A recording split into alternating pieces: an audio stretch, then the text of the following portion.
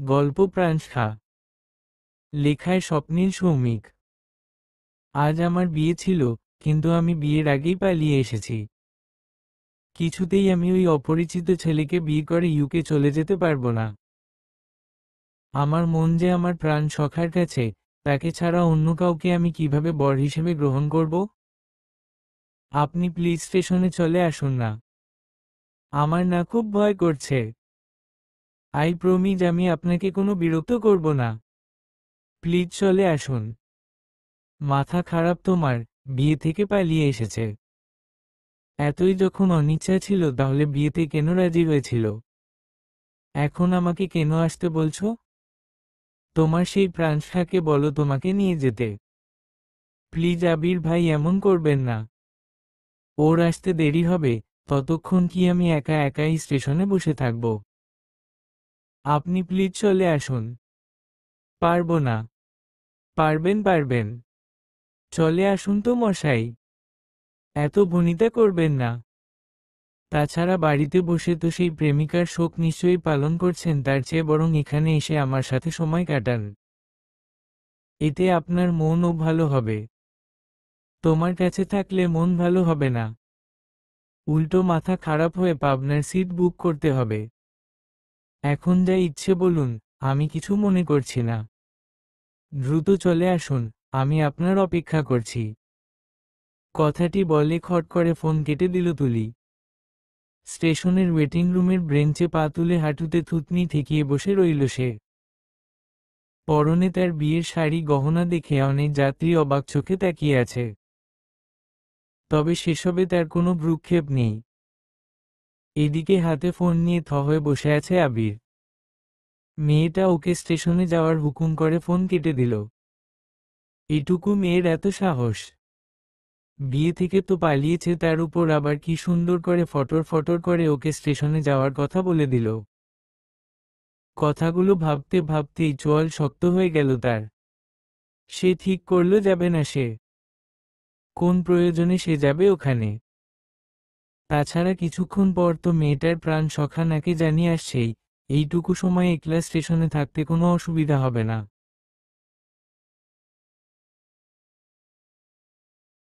সে হাত থেকে ফোন বিছানায় রেখে বাড়ি থেকে বের হয়ে গেলে এই ফোনটার সাথে নিল মেয়েটার কলের জ্বালায় সে একটু শান্তি পাবে না।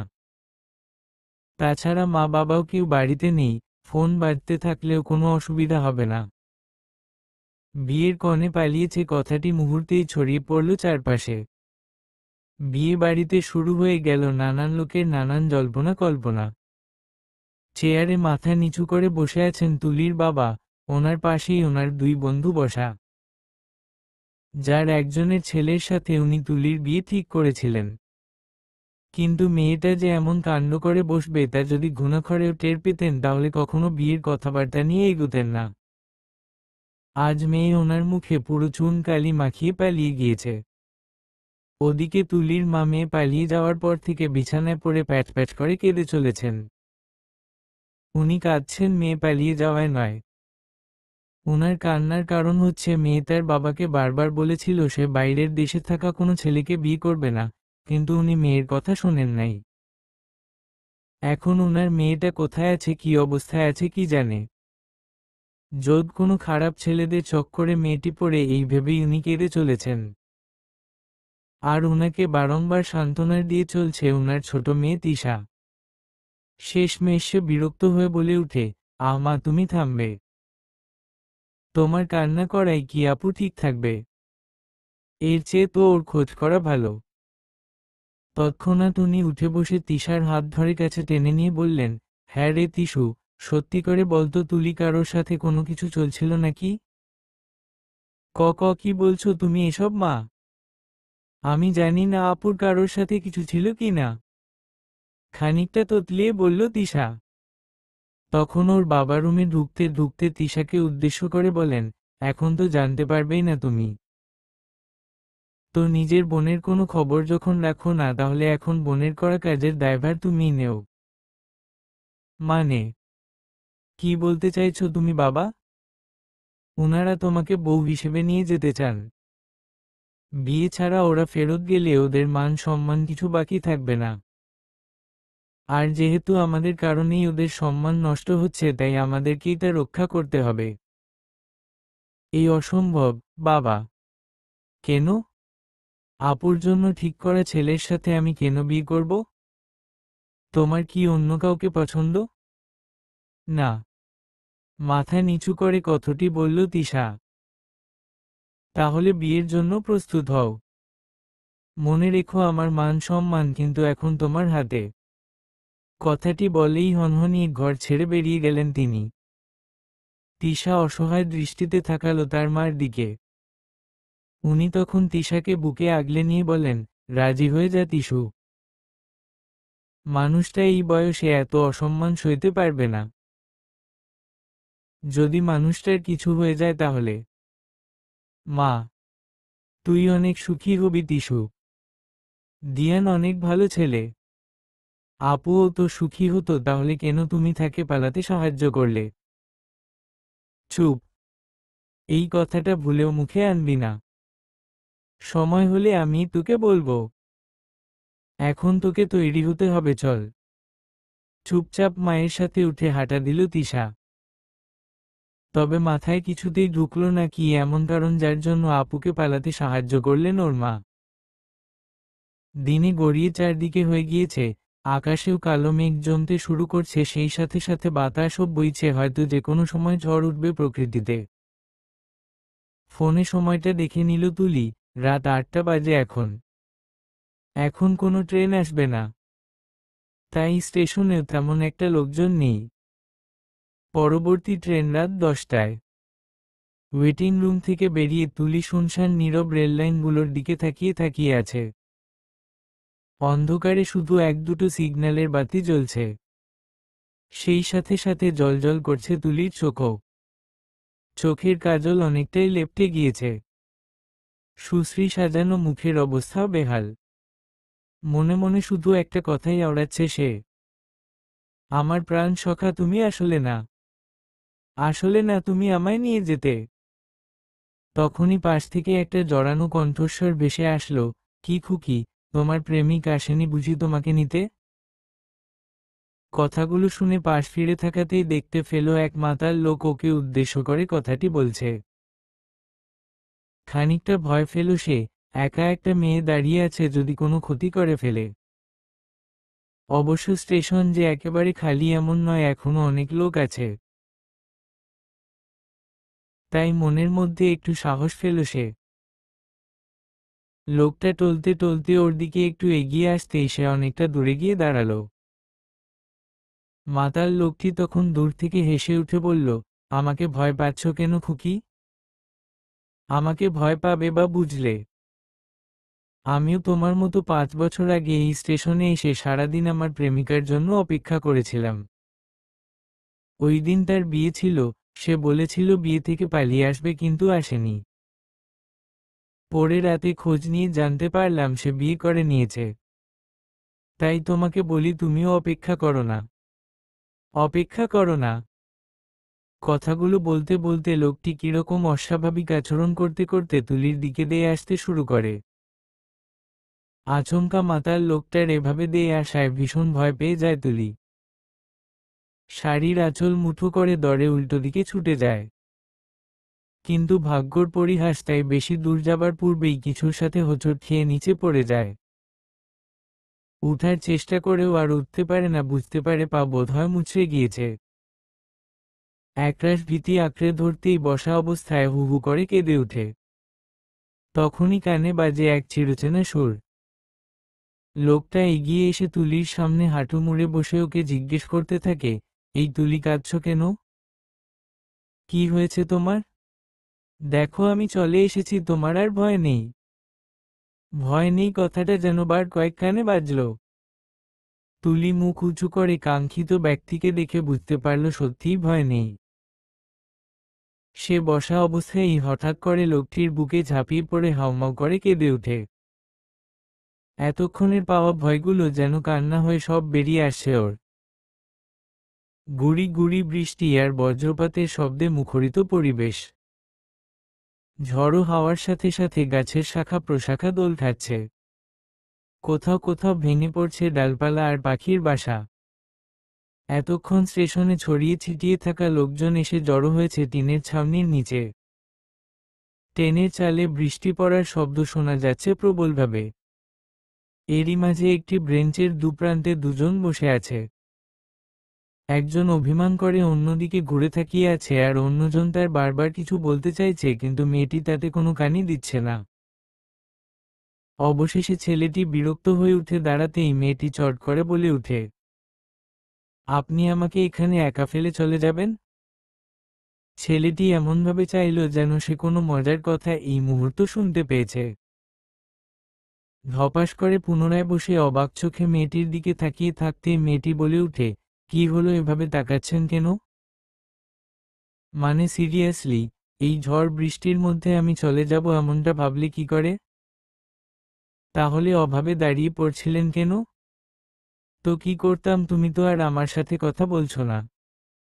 তাই আর বসে না থেকে দাঁড়িয়ে দাঁড়িয়ে বৃষ্টি উপভোগ করতাম।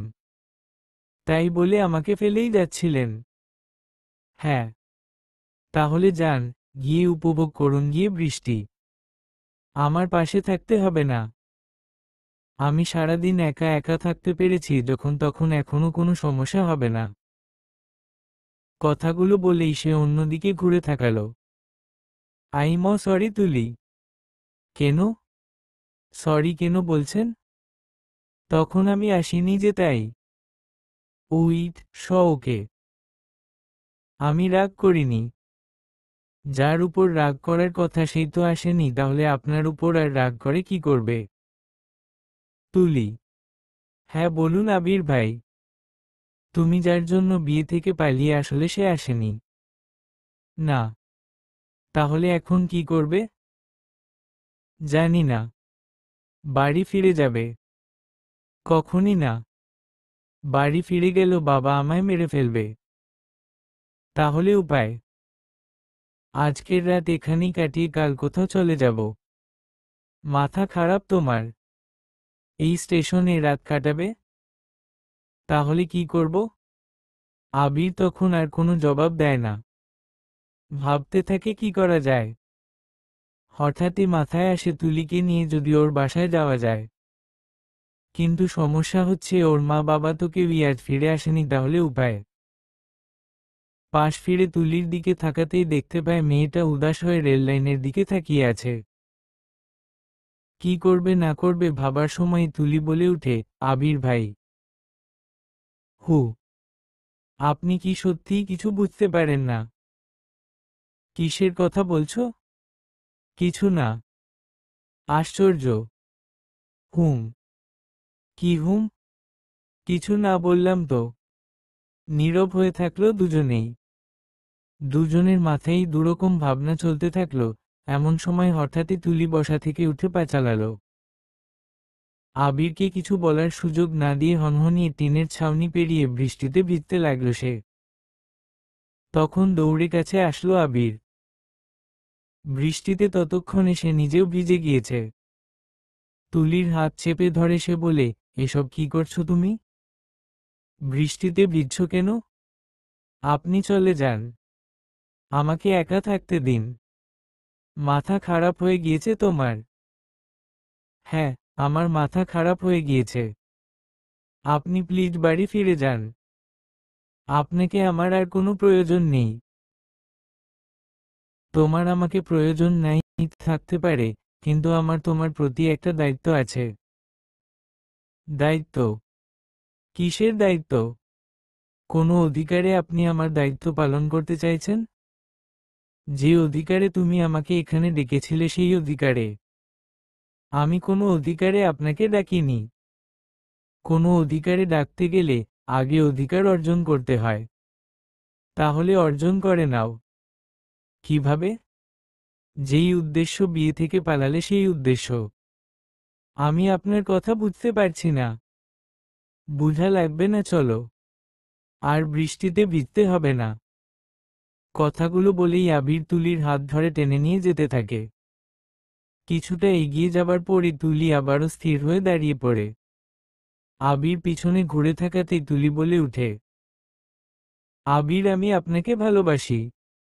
আপনিই আমার প্রাণখা। আবির মুখ গোড়ায় উল্টো দিকে, সে এই কথাটি শোনার জন্যই নানাভাবে তুলিকে উত্তেজিত করতে চাইছিল। চোখ বুজে সে আকাশপানে তাকিয়ে স্মিথ হেসে ওঠে।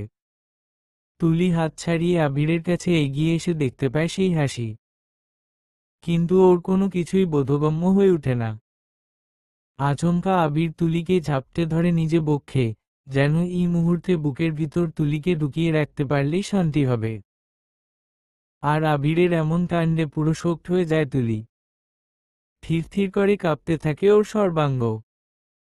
ঠান্ডায় নয়, সেই কাঁপুনি সৃষ্টি হয় এক অনাকাঙ্ক্ষিত সুখে। তবে কি ওর প্রাণসা ওকে ভালোবাসে? তাহলে সেদিন কেন সে বলেছিল প্রেমিকার বিয়ে হয়ে যাচ্ছে, তাই সে শোক পালন করছে?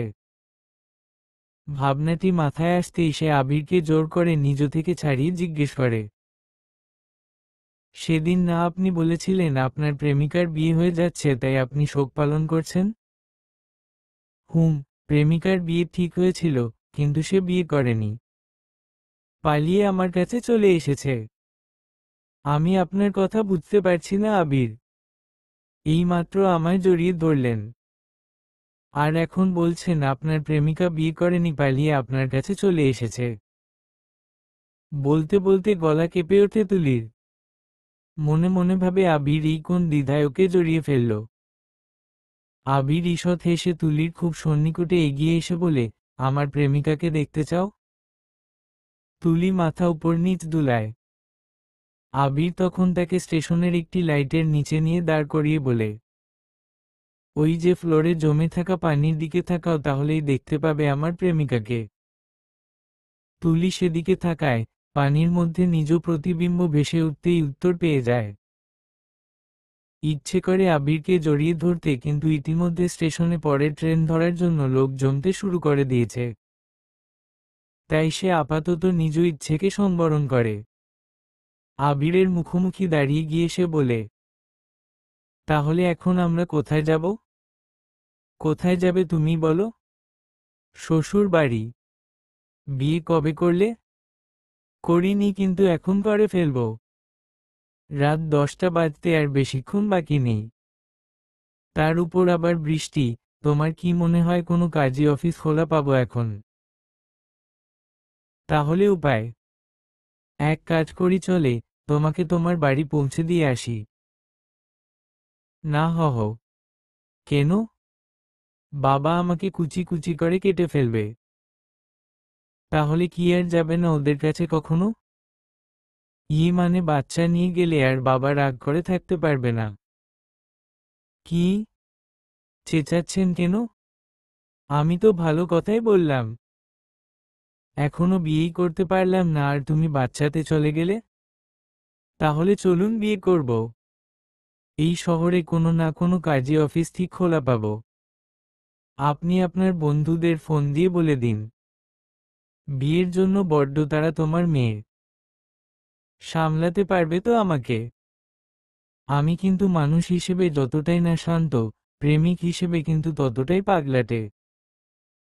আপনি যদি ভালোবাসতে জানেন প্রাণসা, তাহলে আমিও সেই ভালোবাসাকে সামলানোর ক্ষমতা রাখি, বুঝলেন? তুলির কথা শেষ হতেই হেসে উঠে আবির। এক হাতে তুলির হাত আঁকড়ে ধরে রওনা দেয় নতুন এক গন্তব্যে, যা তার আর তুলির জন্য পুরোপুরি নতুন। নতুন এক ছন্দে ঘর বাঁধার আশায় তুলি পাড়ি জমায় তার প্রাণসখার সাথে। সমাপ্ত।